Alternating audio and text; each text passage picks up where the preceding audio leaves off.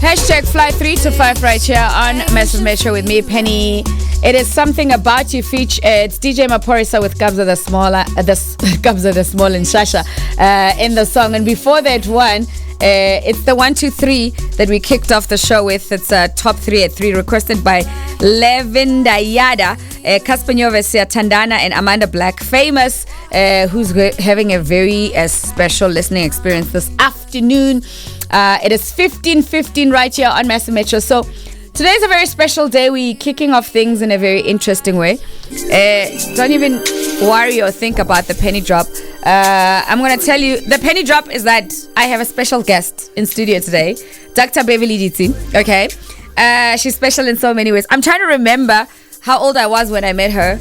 But, you know, I was one of those lucky kids who got into media who get to meet cool people very early in my life. And she was like the ultimate of coolness. Oh my God. And she still is. How are you? Hello, I'm good, thank you. It's so good to see you. It is so good to see you. It's so awesome to see you. Did you see I let my afro out today just for you? Having like a whole... Because I was just like... Yes, I was just like, you know... So for those of you who don't know, this awesome lady that I'm chatting to in studio... Actually, I need to go live. I must just go live. That I'm chatting to in studio. So let me just take it back.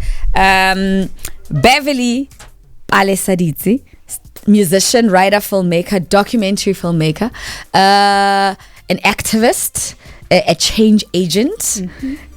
You know, you are one of those people. Actually, you're the founding member of the gay rights organization and gay lesbian organization in Witwatersrand back in the 90s. Yep. You addressed the UN. You know, you were educating us about things when some of us didn't even know that we were capable of being activists. I mean, like, you know, when they used to say, Penny, you're an activist. You're one of the people who came to me. I was like, there's no way you are saying the same thing that Beverly Ditsie is and me. I'm like, no. Naki loudmouth affair, like it's if you know, you know, only in recent times can I say, yeah, I mean, I can say that. I've looked up to, like, you know, amazing, iconic people like yourself. Oh, thank you, Penny. I see you same. I see you doing the things. I see you changing things. Thank you. We're changing the narrative, my We sis. are changing the narrative. We are here. We're doing this. We you know, now we're having conversations about pronouns and things like that. So do you have a preferred pronoun before I go any further? My pronouns are she, are they. Okay. What's my king? You can't misgender me. Okay. I'm those people. Yeah. Like, Yeah. what is this? Yeah. What is that? Yeah. You can't misgender me because I don't believe in gender. You don't believe in gender. Yeah, no, I'm gender non-conforming through and through since I was a baby. So awesome. Can't misgender me. So you took your life journey experience and you turned that into purpose of your work. But more than anything else, you said it's not just my story, it's the story of 1,000 other women and men, they, she, and you just got on this. How long have you been doing what you do for? Decades. Yeah. Decades. Look, I've been gender non-conforming for as far as I know. But we didn't have those words. Yes, we didn't. You know, yeah. All we knew is that if I'm not presenting as a girl or playing with the girls, that I must be a boy. Yeah. And that's all we knew. Yeah. But I've never been either. I've never been neither. Yeah. So I've been an activist all my life. All your life. But to actually call myself an activist, I think was in my teens. So we're talking over 30 years? Over 30 years. Over 30 years. With the likes of your friend, Samun Nkoli. Yes. You guys did amazing work back in the early 90s. Looking at where we are, I mean, you know, this is before the drafting of this constitution, before we went to vote, before we really we're not as afraid to talk about gender equality and what all of those things mean. Yes. So when you look back at where we were then and where we are now, what are your thoughts? Wow. Wow. Think about it like this. When I was coming out in my teens, 13, 14 years old in the mid 80s, there were I knew one other woman who identified as a lesbian. Yes. I knew at least 3 or 4 or 5 other gay men, boys. We were all like these girls and boys, yes. But outside of that, I didn't know anybody else like us. Yeah. And now you look at Pride, not just Pride Johannesburg, Pride Worldwide, Pride Durban, Pride in Mpumalanga. And you're like, oh my God. I look around and I go, this is where we are. It is incredible. Also, look at where I'm sitting. This is not mainstream radio, but I get to like sit on radio and have these conversations. For me, that's a major, major difference. Yes. Because there was a time where we couldn't even talk about this without it being, you've got horns on your head, and you must be some weird person. You know? So it's really incredible how far we've come. We really, really have come far, not just, as a country and based on what the policy and the constitution say, but I think just as the general public in terms of like awareness and conversations and safe spaces and all of that. I always say to, when people would say to me, your activism and all these things, I'm like, I grew up in an era where there were so many amazing people who were doing, the great work that you do. And I was just sponging and going on radio and tapping into that and affirmed, by people from all walks of lives. And I really felt accepted by the LGBTQI community. I didn't have to apologize for anything that I was. So for a longest time, I didn't understand when people were like, oh, we need to advocate for this and tolerances. I was like, how? You guys, are you not aware that we are all in here, we are all living, we all have equal rights and all of that? I mean, would you say that we are getting to a place where we are having open conversations about issues of gender, queerness, as a country? Slowly, we are having those conversations, but they're slow. There's so much misinformation about us. I mean, right now we even conflate like gender and sexual orientation, for example. Yes. And gender expression. Yes.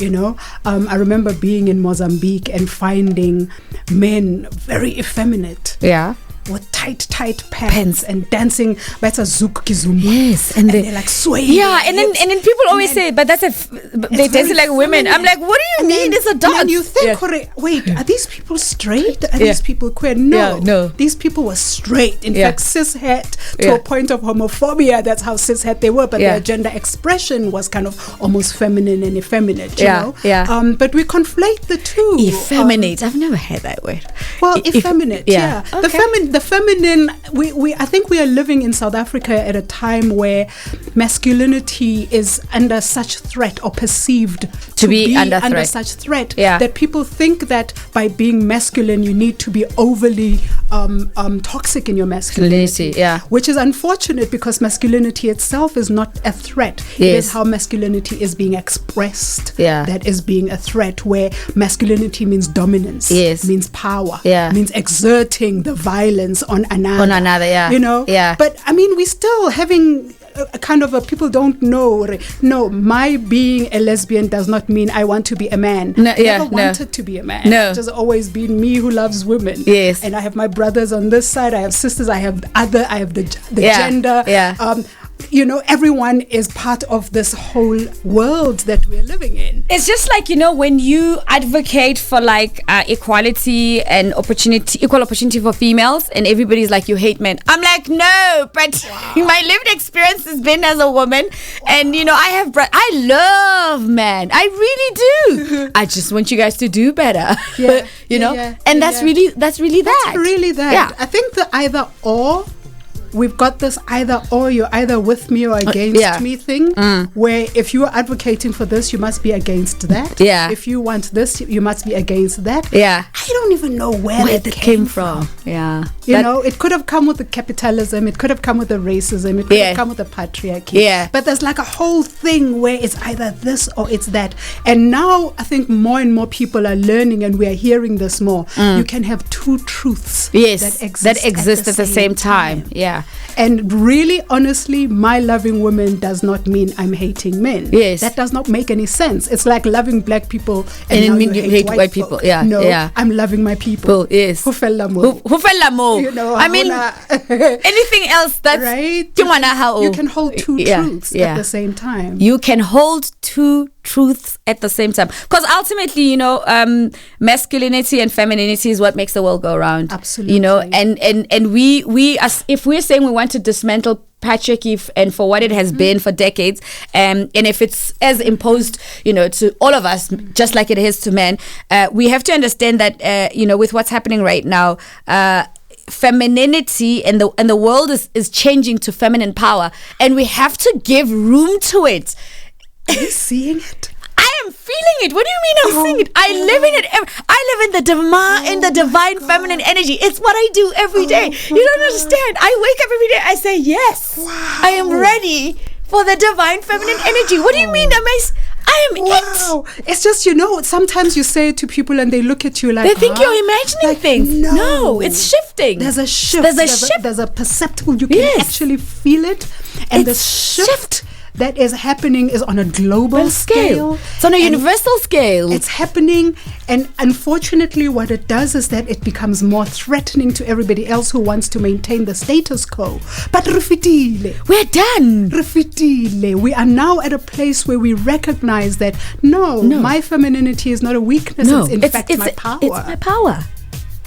Oh, it is an incredible time to be alive. It is an incredible time to be alive. And Mother Nature is responding according to the moment. Absolutely.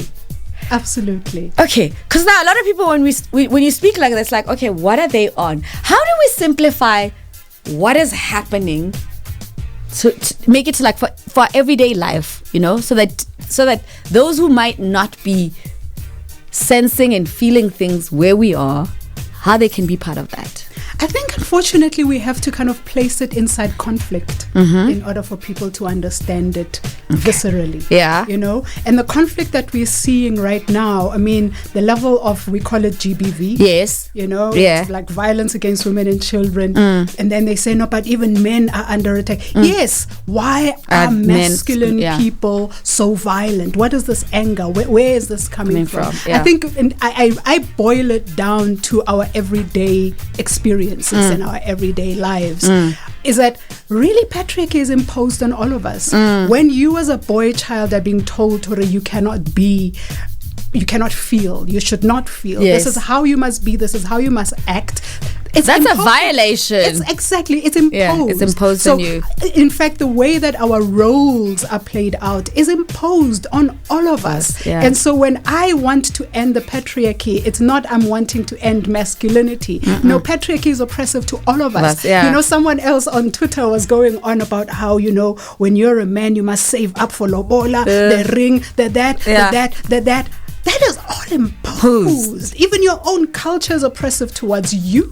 You know, because we are also dehumanized. And being a woman is this, that, and the other means she cannot feel and she cannot be human because her feelings must be invalidated. When a man feels, they also must not feel because you're a man must ... All of that is imposed.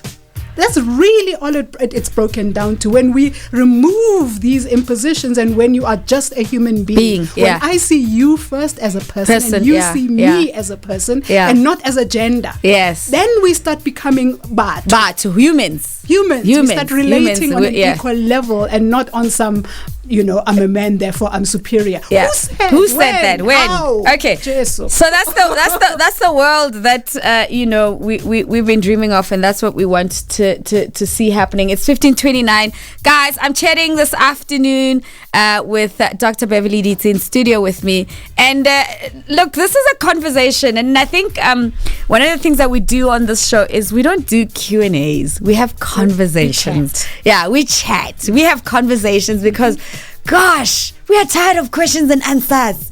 We want to have conversations because rebatu. Yes, please. That's it. Yes, please. Okay, so we're going to give you an update of what's going on in the world of sports. And then I'll give you a traffic update, and I'm going to continue chatting with my guest in studio. I'm live on Instagram as well as on Twitter this afternoon. Right here on Massiv Metro, 15:34. So I'm having a great conversation in studio with Beverly Ditsie in studio. You know, one of the things that I tell people, and once I came to realize who I am and why I do the things that I do, I am the kid who watched and read and heard about women going to the United Nations Women Conference in 1995, and I followed all those declarations, and I understood why. I was trying to make sense of like why women, they were told Beijing and then I was a teenage girl, like literally, not even 18, and then I was hearing how these old women are told that, and they want the world to change for girls. So it's like that thing went inside of me, and you were at that conference, and you were addressing that conference in the thick of the Fourth World Conference on Women. Okay, so you were attempting to convince UN delegates to adopt resolutions recognizing sexual diversity. They were not hearing it then. 1995. I mean, they're not hearing it now. You know what I mean? And they had pictures of all the women who were going as part of South Africa and whatever. You were all in the newspapers in Runabao Rataubal. Yeah. So when I got into media, and I'm like, yes, that's the one who was in that. Yeah. Wow.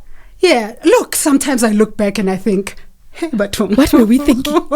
I did that. You did I that? Was there. You were there? Yeah, I was there. I really believed, I mean, I still do, the courage of my convictions is just unwavering for me. Because even then, I have never been able to understand injustice. Yes. And it's about laying, because it's not even like I read it somewhere. Yes. It's just, there I was. It just doesn't make sense. You're like, no, I'm going. And really, it was very simple for me, Penny. It is being told constantly, you're a girl, you shouldn't. You should do, like that whole shouldn't. I was so stubborn. Even as a baby, I kept saying, why? You were in your early 20s. Nobody wants to tell me exactly why. Why? Tell me why. Yeah. Like, help me understand why I can't be me. Yeah. No, that's all I've ever wanted. Can I just be me? Can I just be me? Yeah. Why can't I just be me? Yeah. Why must I now conform? Why I don't want a boy in my life. Why can't I just be me? Why can't I like a sister and say, hey, beautiful? Yeah. King butata mo. And of course, you then learn later, there are systems in place to make sure that, people must live a particular way. Yeah, and follow a particular... Exactly, follow a status quo, but it's all about control and power. Once I understood, white men at the top. Yeah. And then once white men is there, then they can control the women. And they can then control their workers. And their workers are almost always black or brown. Yes. And then the men in the black or brown must also control the women. And then the children. And then without those controls, then the white guy cannot actually continue his hold on power. And once now I step out and I say, I am not going to get controlled by any of you. Yeah. I'm a threat. I got that. I immediately understood that. So that's living through that in the 80s and the 90s and the 2000s and we're here. So now you still do the same thing but at a different level. What do you get up to? Like, what is your, what do you do on daily basis? What does Dr. Beverly do on daily basis? I'm at an age where we are writing our memoirs. I can't wait. You're writing your memoir. Believe? Yes. I've got books coming out of my ears. Oh wow. I got books. I got offers. Yeah. Because I've got a lot of stories to tell. Yeah. I mean, I've been on TV since I was 9 years old. Yes. That is exactly. So you're one of those first generation TV kids. 40 years. Yeah. I've been in TV for 40 years. TV was 3 years old in South Africa when I got onto TV. What was the first production that you were involved in? Were you like a dancing kid or something? It was a show called Harinyaka Leng. It was one of those variety shows. Yes. I think I met Brenda Fassie. I was 9 when I met Mabrr. Mabrr was backing vocalist for Papa and Blondie. Now that's like really, because a lot of people don't imagine Brenda Fassie as a backing vocalist. But Bru was a backing vocalist in Ilimamiak. Wow. She used to grab my hand and take me everywhere. Man. Brapita Sipuma, yes, who we know as an actor. A lot of people would know him as Miles. Yes. Way back when. Yes. But he was one of those guys who was. There's so many stories to tell, Penny. Oh my God. Yeah. He was a translator for the white directors and producers, because the entire crew was white. Yeah. And so to be that translator meant that he was a director, but he never got the credit as director forever and a day. Anyway, so and he's one of the best directors, by the way, in the country. Yeah. And he's not acknowledged as such, which is also sad. But Asiana Fela, we all kind of come from far, right? I was Dumi. I don't know if you ever Dumi. That's my mom, who was Dumi's mom. Yes. And she sang that song. Wow. So I did Do Me for a number of seasons. I was also in another one called Joe 90. I did a lot more voiceovers. Yes. And dubbing type of stuff. Yes. Those who will remember Kabaret Pony. That was my mom. That was me. That was like... So a lot of what was going on TV, my mom and I and a few of us held it down. Wow. Is that something that did you just gravitate towards it that early and it just never left you, or you know, how did you get into it? Because your mom was doing it? Yeah, mom was a mega superstar. Mom was a musician in the 70s. Yes. Late 60s, 70s, and so she transitioned from music into TV when TV kind of got in. Yes. In fact, mom is the first black woman presenter on South African television. Wow. It was a show on the free market system when the apartheid government was trying to teach people about their brand of democracy. Oh, wow. Mom was this presenter. Look, the film is happening. Yes. Now, finally we're making her film. But like mom transitioned into TV, and she would take my sister and I to all the different auditions. And so Nakara was always this inquisitive boy. Yes. Who would like grab me, and I started getting the roles. Yes. So I've been doing this for a while. So TV has been in the blood. But then I would also then watch who's directing, who's telling the story. Yeah. How are they telling the story? So the little activist was already active. As a child actor. Yeah. Like I was being told, this is what you must say. Yeah, that's how you must rebel. Yeah, you must pronounce it this way. That's not how we say it. No, but I would never talk like that to my grandmother. Yes, yes. And then I started becoming a problem actor. Yes. That's why I went behind the scenes. I became a problem actor. Okay. All right, Bev. So I've got stories for days. So there's books. So there's books and there's films. There's books, there's films. I've still got quite a lot. Oh my God. So I was trying to think. I think one of the places I got to work with you, because I did a lot of work with Love Life in the early days. Yes. We traveled the country, educating about behavioral change, imagining an AIDS-free generation. You know, do you see how that stuff is still in me? I still remember the taglines and all of that. Yeah. And it was just always fascinating to be surrounded by a group of women who were like very strong. I always tell people how, Judy Nokwedi is one of those people who... I knew that it's okay to take your child with you to work and nobody must tell you anything. Yeah. And then if they said anything, said, listen here, I'm a mom. Yeah. I'm going to do my job. Yeah. But my child, this is after hours, is my child's time. And, am I not doing my job? Yep. And to talk to the issue, whether there's a king in the room or a president, and say this is what's my truth. We're not going to allow young girls in rural areas to be treated 1, 2, 3, 4, 5. I was like, oh, I can say this. Look at these women, and you were in charge, directing here and there. I was like, wow, this is a whole, and this is like late 90s, early 2000s. Yeah. Do you think that at some level, because when you look at like some of the issues that we're dealing with in entertainment industry, do you think we regressed at some point? Yeah, I think we did. Look, why aren't we at a place where there's so many more filmmakers that are women? Why aren't we there? Hey. I mean, why aren't we there? Like a lot of us quit, a lot of women quit. Yeah. Because also women do not get the work. Yeah. DOPs. Yes. There's still 4 women that you can count for 100% for sure who are working in the industry as DOPs. I can name them because I've worked with them. Sound, women on sound, on location.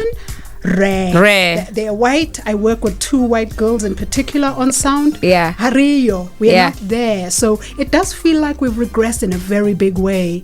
Couch auditions are still a norm. Still a norm. How is that? Yeah. How is that even possible?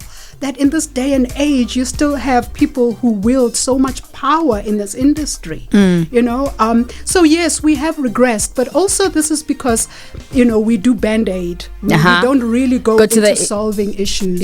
We just kind of gloss them over, sweep them under the carpet, and then place a Bev in a position of power and say, you see, we've got women at the top. No, it's not about the person at the top. We need to change the systems. The systems. It's the system that needs to change. It doesn't matter who's at the top. The system needs to change. Yeah, because at the end of the day, if the system it hasn't changed.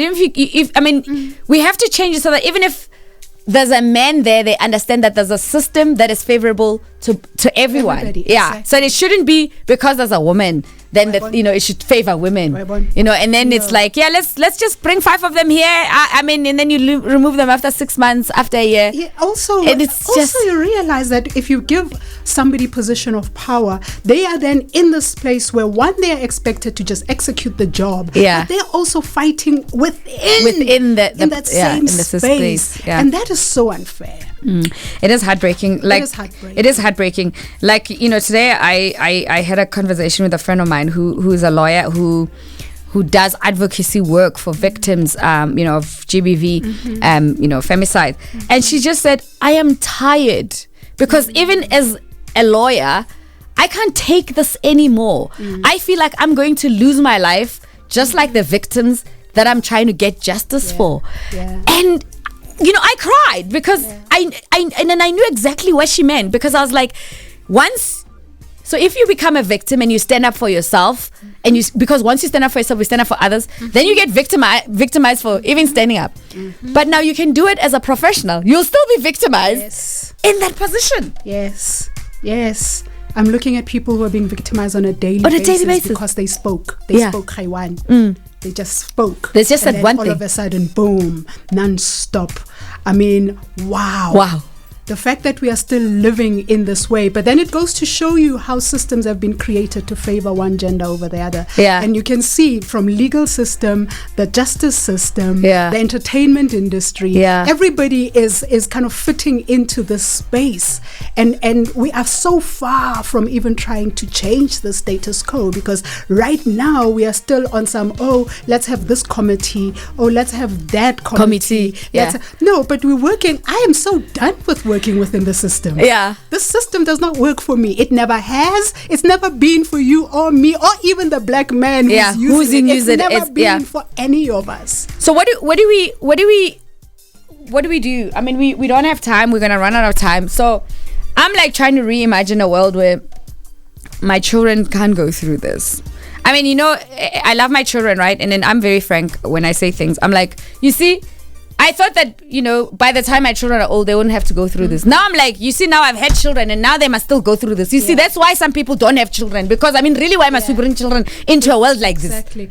It's sad, no? It is. It is devastating. Look, when I was activisting in a very big kind of way, all over the place in my 20s, I never thought that I'd be in a place where all these years later we still have lesbians and the feminine and the gay men and our trans siblings being murdered in the way they are.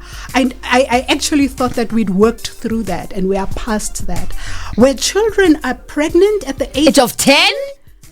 How are we still here? Like, what is happening? It is unfathomable that this is where we are, but that's because we sweep things under the carpet. A few of the films that I'm working on right now, really for me, one of the reasons I understand why I haven't got support is because they plan to unearth. Because we need to start unearthing the TRC. You and I know was just.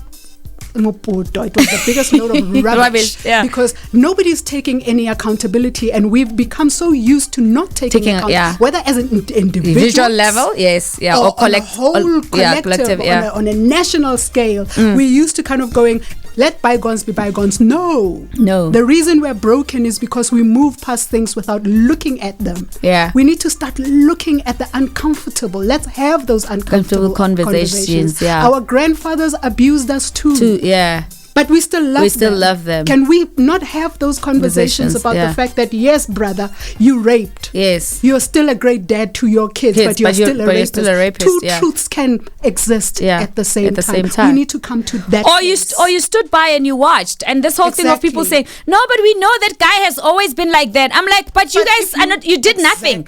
And you're saying nothing. You're not holding him accountable. And you're not going out publicly and say, we know him. That's his character. That's what he does. Unfortunately, we are here now. Everybody's like...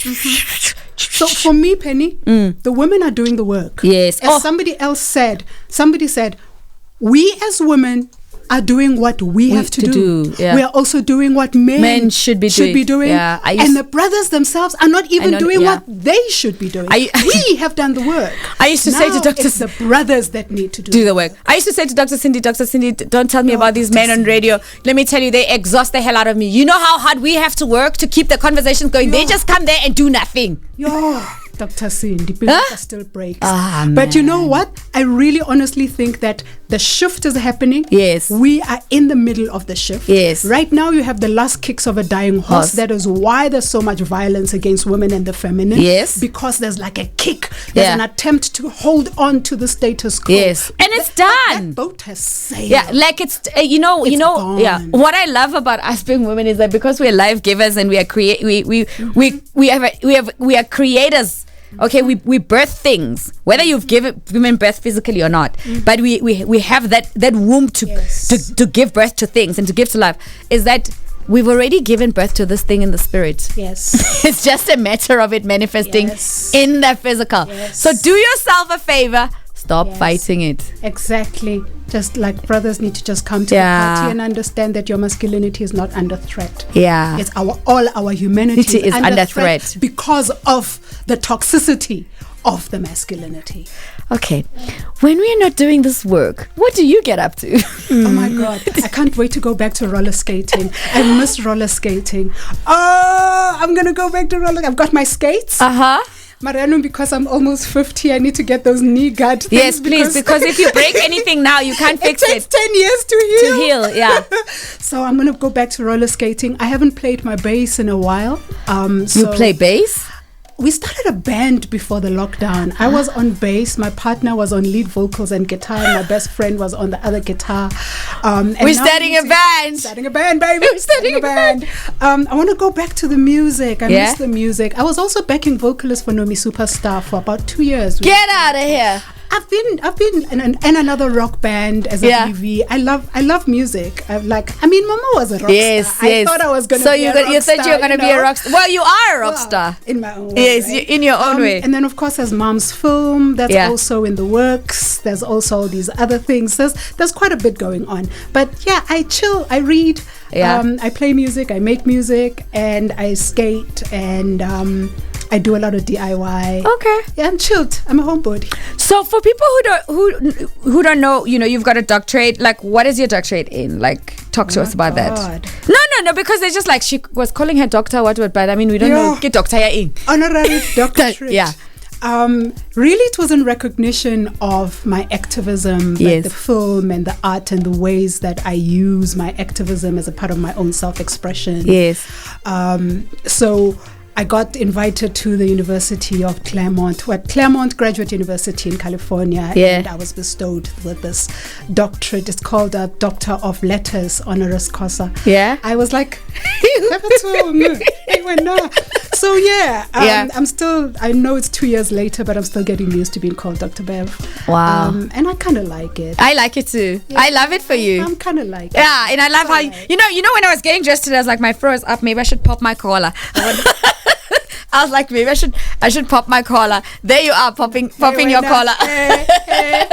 So that's where we are. But I mean, it's really cool to be seen and to be acknowledged. Yes. To be honest, because we also live in a country where we don't see our own. Yeah. So I see you. I thank you. Sis. Yeah. I see you all the time. I've seen you forever. I receive. Yeah. Like I see you. And I'm really glad and honored that you can come through today and just have this chat. I'm very happy. It's COVID has dealt us a very interesting way of doing life, but I think we have fought through and we've used this time to deal with a lot of some of these issues we're talking about. We addressed them, throughout this COVID period, and we want to come out on the other side, a better human race. Yes, what are the things that you envision about, if we could get this right, this is where we could go. How can we get these two truths to just exist and we get there? Much resistance. Yeah, it's almost like COVID gave us a chance to pause and see what's working and what isn't. Yeah. We know, for example, capitalism isn't working. Yes. And yet, it doesn't work. It doesn't work. We can see it. Yeah, we can see how so many of the different systems are not working. Right now, we should be sitting in contemplation of what's not working and trying to fix it. Unfortunately, there's just this resistance, such resistance. But it starts at an individual level. Absolutely. Yeah. Go high. In the home. How do we relate to one another? How are we talking to one another? Because that's also triggers. Right? But I really think that we are also in a very interesting space where we can actually create change. Yes. Just by even just this conversation. Yes. I really believe in anything. No, same here. I believe same here. Vibes don't lie. But if there's one little thing that has shifted in somebody's mind. Yeah. One little shift is yeah. what has brought us here, for you and I to be even able to have this conversation. That's why I do the work that I do. People say, I'm like, it's not about how big the platform is. It's like and sometimes I'm like, sometimes I can even tweet. I'm not expecting a response. I'm like, I'm just registering it to where it matters. Yeah. That I said it. Exactly. I thought it, it's like, I felt it, I thought it, I sent it. It's seed. It's there. Exactly. No, that's exactly how I operate as well. Is that if that one person has a shift or something, in the same way that somebody says something arbitrarily and all of a sudden I have shifted something. I believe that's how our energies are working. Well, I believe that too. So thank you so much for coming through. I know that you have to go.